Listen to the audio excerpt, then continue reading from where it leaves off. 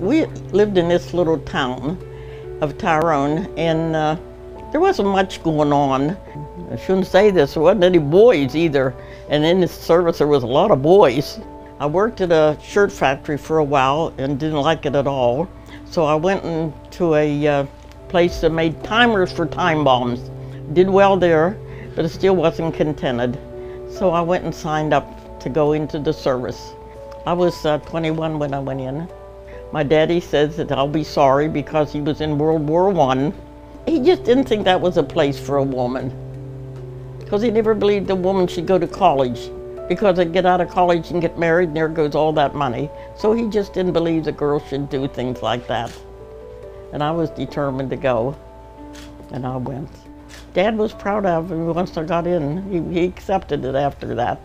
Conservation of manpower is a matter of first importance.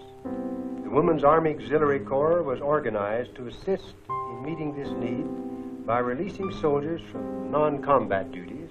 These women are to take over the jobs of soldiers behind the lines and here at home. A big order, already partially filled. Thousands of WWIIs, trained and disciplined the Army way, are now on duty all over this country and overseas, but thousands more are needed. Women from all walks of life. So I left, I think, in October of '43, went to Fort Oglethorpe, Georgia for my training, my basic, and then for my cooks and bakers school.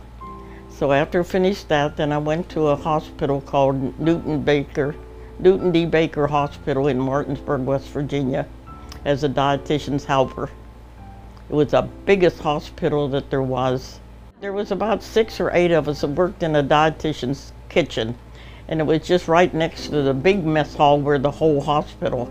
And we did food for men that could not swallow. We did food for men who had their stomachs taken off.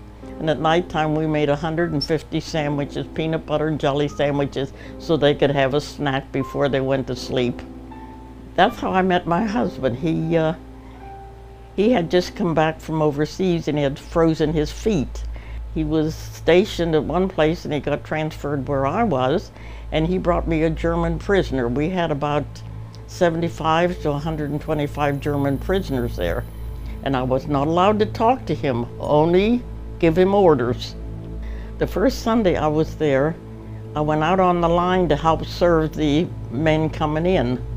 And after all the soldiers were taken care of, the patients were taken care of, the German prisoners was allowed to go through the line and eat. But they covered the chicken up.